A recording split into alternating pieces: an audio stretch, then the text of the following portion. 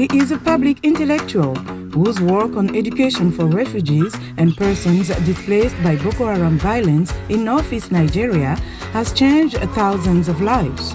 A scholar of strategic communications in the context of war and peace. Meet Professor Jacob Udoudo Jacob. I am Dr. Jacob Udoudo Jacob. I'm a professor of international studies. I am from Nigeria, and this is my VIP story.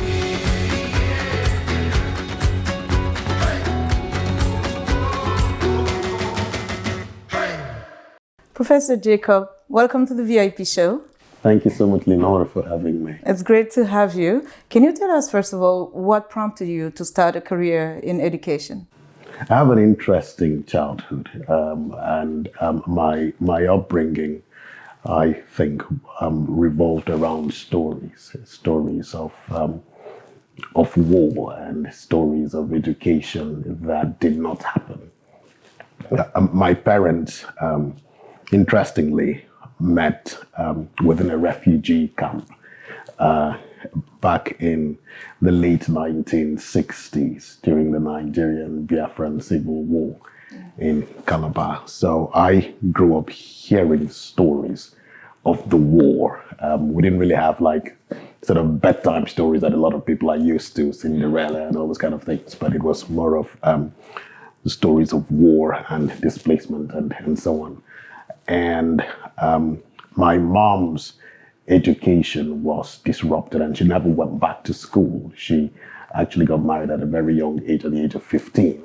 So interestingly, she obviously did not have the education that she had longed for. So as we were growing up, there were always stories at home of, well, you've got to go to school and do well at school because I didn't have the opportunity that you now have. So, whereas my area of research and teaching interest is around that intersection of communications, violent extremism, war and peace. I'm particularly interested in how communication interventions can be used for not just the purposes of challenging violent extremism or building local cultures of peace, but also to support education during moments of national crisis or moments of war. During times of war, there are many aspects of communities and countries that are disrupted, and education is definitely one of them. So how do you approach this challenge? I think it's understanding the nature of impact in the first place that war has on education. Education, I keep saying, is one of the first and most long-term institutional casualties of war.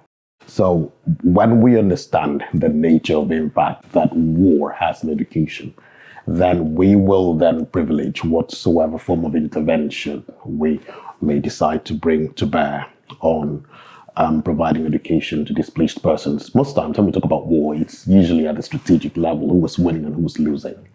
And what country A, what our boys, what our military are doing to achieve the military, tactical, and overall political strategic ends.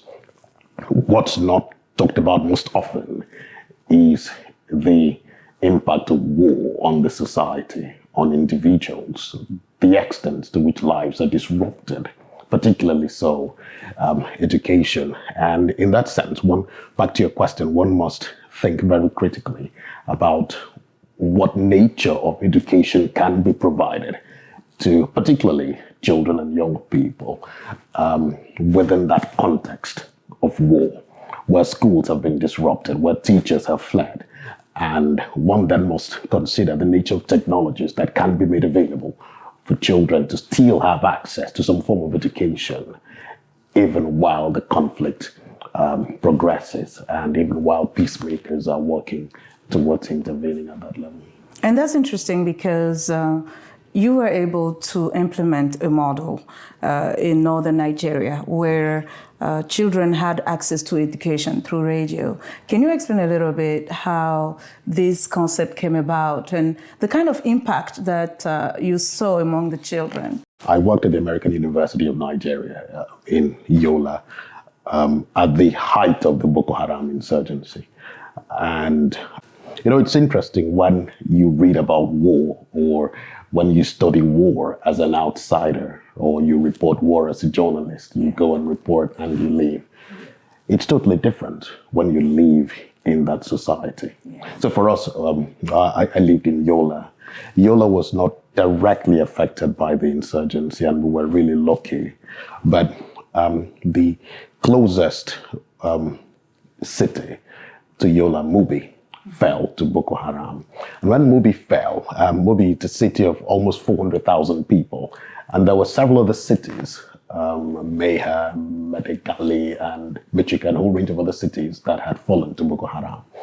So refugees emptied from all those cities and towns and villages into Yola. And here I am, a resident of Yola, seeing displaced persons all over the streets, everywhere. That is life-changing.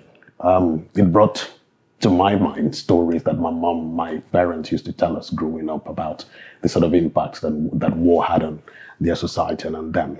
So for us, it was really observing the nature of impacts that the war had on some 300,000 displaced persons, and out of that, tens of thousands of children. So our intervention essentially was to use radio as a means of providing education to these thousands of displaced children, because already the schools in Yola were already overstretched, and there was just no way that these children could have been registered in those schools. We had to use radio in a different kind of way. So when developing instructional radio programs, we had to develop it in a way that is appealing to these children, because there were no teachers. This wasn't within the context of schools. So it was done by local volunteers who would create learning centers or listening centers, and we'll provide them with radio sets. And then you'll have 30, perhaps 40 children at their learning centers just listening to radio and using synced workbooks or synchronized workbooks that we had developed for each of them. And the fascinating aspect of the impact is that just within 6 months of the exposure to the nature of radio instruction, we created it. We called it transactional radio instruction, TRI. Transactional in the sense that it transacted with the entire community and the lived experience of these children. So in that sense, the fascinating aspect of the impact really was that within a very short period of time, as short as 6 months, these children improved their numeracy and literacy skills by almost 100%, based on the baseline data that we had gathered prior to this intervention. That's fascinating. That's direct impact right there, palpable impact. Oh, absolutely. Now, when you compare that with the educational attainment or outcomes that can be achieved, even within the context of a normal classroom, that was quite remarkable. And when we think about that, we have to think very creatively about the ways that we can use radio, in this case, being an easily available technology that's available for most people, to provide education, and also mobile tablets in situations of violent conflict, so that we can somehow mitigate the impact of violence or war on education. This model, could it be replicated in other areas? It's interesting because it can. Is it already being utilized? We used in Nigeria, and we have, my colleague and I, Dr. Maggie and Sanwif, we're in the process of having our book released with Paul Griff Macmillan on transactional radio instruction. But think about it. Think about the situation in Yemen, for example, where with the conflict between the Yemeni government and Houthi rebels, what you see is fundamentally also an attack on education, because according to UNICEF, some 2,500 schools have been destroyed. I mean, in the conflict in Yemen, 500,000 children have dropped out of school. So think about it. Then expand that to around the world. Look at the number of refugee children that do not have access to to primary education, to secondary education, let alone higher education, then you've got to think about something that's exponential, something that can be used to provide an educational intervention. This is not a long-term solution. It is an intervention that can be provided while peacemakers are finding ways to bring sustainable solutions to the violence. So indeed, radio peace, in the case of Yemen, it definitely can be used to provide education to the 500,000 children that have dropped out of school. Professor Jacob led the development of a community extremism risk assessment mobile app used by local women leaders in 60 communities in northeastern Nigeria to assess violent extremism risks in their communities and provide early warning. The tool was developed as part of a USAID-funded project, Women Action to Combat Violent Extremism and Radicalism in Northeast Nigeria. Another mobile app, Bellepedia, created and deployed in his strategic media intervention class at the American University of Nigeria, won first place at the Africa Regional Finals of the Challenging Extremism Competition in 2016, funded by Facebook and the U.S. State Department. What are your thoughts on the power of education, whether it's in time of peace or time of conflict? I think in times of conflict, one has to recognize principally that education is a casualty. It's an institutional casualty. And when we see that the impact that education has, or that war, I should say, has on education, is not just short term, it's long term. So when kids get out of school because of war, in most cases, they never get back to school. My mom, for example, did not return to school. She got married at the age of 15. In several other societies, what you see with the boys is, in most cases, they end up becoming child soldiers. For the girls, they end up in early marriage. So, and think about the multiplier effect. So if you think about a society like Yemen with 500,000 kids that have dropped out of school, or in Nigeria with over 1 million kids that have dropped out of school, then you think about the sort of effects that this has on the society over the long term. Now, coming to the United States, where you are now, you are a visiting scholar at Dickinson. One of the responsibilities that you have is heading the Bridge program. Part of the program is to cater to 4 girls that escaped Boko Haram.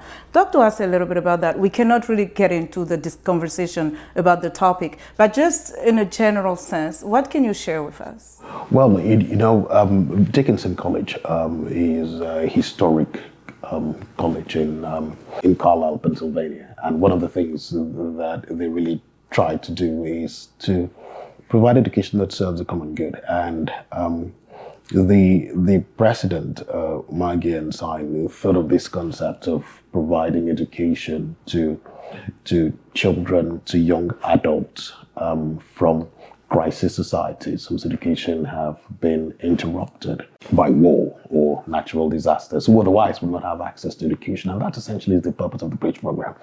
And in providing the bridge now, it's not just a bridge in disrupted education and higher education, is also a bridge between experiences of war and violence and a more stable experience within a more stable society.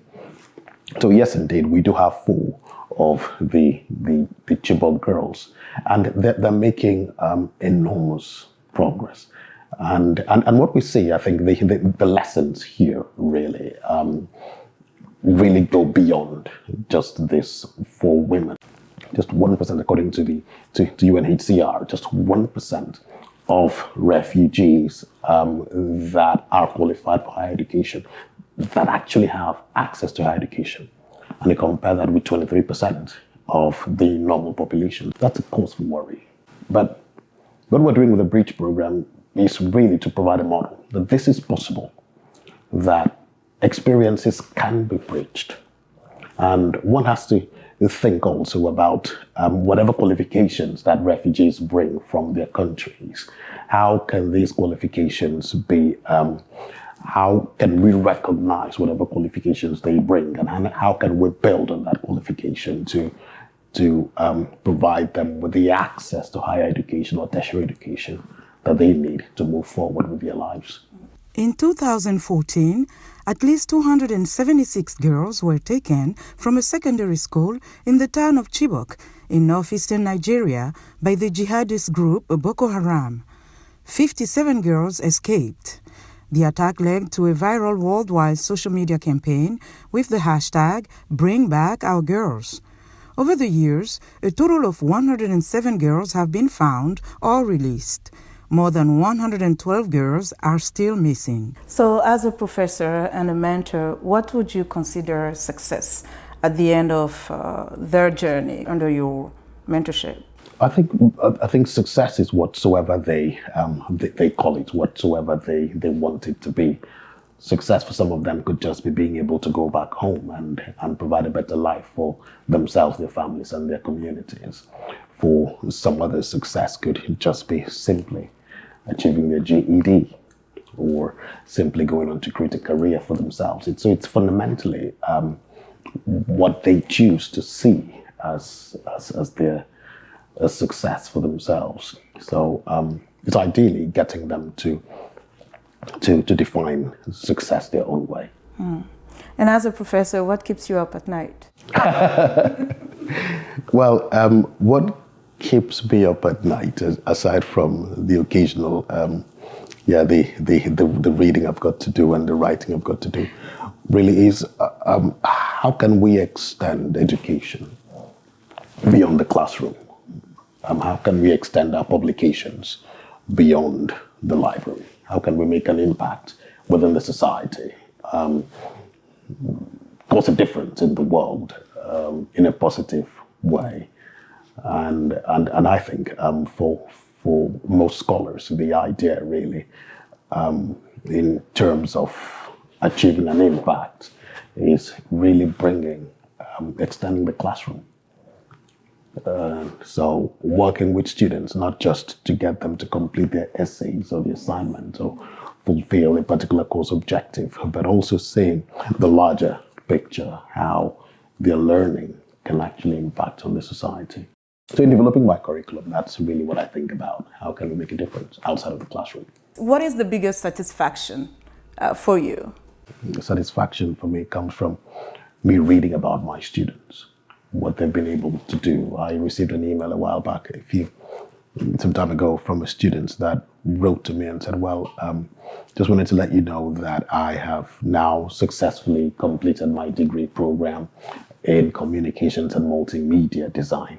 And I remember that I wouldn't have done that course if not for a brief meeting I had with you in your office at this time. Wow. She said to me, you may not remember that meeting, but that meeting really changed my perspective and the way I look at things. So I decided to change my major from political science, I think it was, to communications and multimedia design, because this is what I want to do. And I'm really excited to get into the real world. So when I receive emails like that, I said, oh, wow, yeah, I'm really grateful for being able to achieve that level of impact in that one life, who would then go on to achieve broader impact in the lives of many other people. Part of your work is to give advice. You just gave an example. What is one of the best advices you received in your life? When I was just about to defend my PhD, and it turned out that my supervisor, my PhD supervisor, Professor Philip Taylor, could not come for the thesis defense, or what's called the viva, because he was ill. And he was ridden, his whole body was ridden with cancer, so he was in hospital. He sent me an email that morning and said, well, I'm sorry, I'm unable to come, but this is what I'm going to tell you.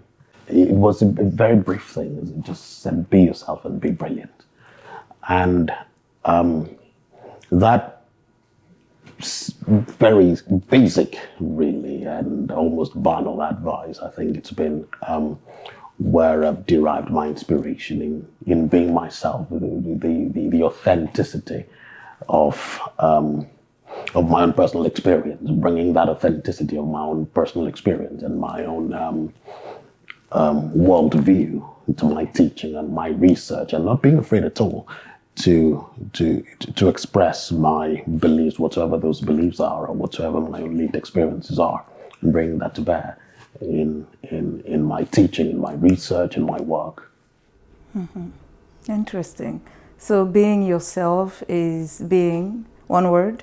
Authentic. Authentic. That's wonderful. Professor Jacob, thank you so much for your time. But guess what? It's time for the VIP game.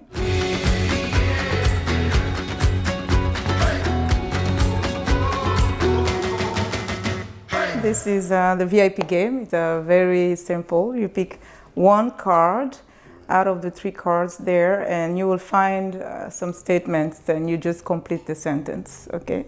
I'll go for this then. I'll go for this. Okay. That's farthest from me. All right. Okay. Happiness to me is just having my own time, my own personal space, and being on my own. Being on your own? Just being on my own. That gives me joy. Interesting. My quiet time is my happy time. Okay. Second statement. My favorite food. I'm sure it's Nigerian. It is, of course, it is indeed. Listen, I'm from Calabar, and Calabar is reputed around the world for having the best of food. So,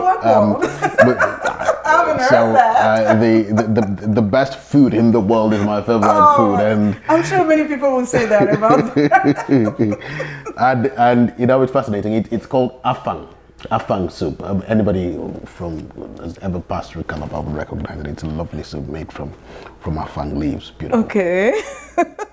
All right. Next. If I could change one thing in the world, it would be if there's only one thing I can change in the world, I think it would probably be bringing an end to wars and the investments that countries invest in war. Think about it. The United States of America, for example, invest trillions upon trillions of dollars in preparing itself for war. And think about that, all the various countries in the world, the amount of investment in war, and what that amount of those resources could be used for. Could be used for preserving our environment, providing food, changing the way we do agriculture, the way we farm, and everything, providing peace. The world can be a much, much better place if we turn our swords into plowshares. Okay, next statement. The accomplishment I am most proud of. I have 2 lovely children, like I said before, and I'm really proud of my achievement in that direction. And okay. So, come on this note, this is a wrap for the VIP show with Professor Jacob. We thank you so much for your time and also for the good work that you're doing in education, inspiring others and making a difference. That's why you are a VIP. Thank you. thank you so much. Thanks for having me. Thank you.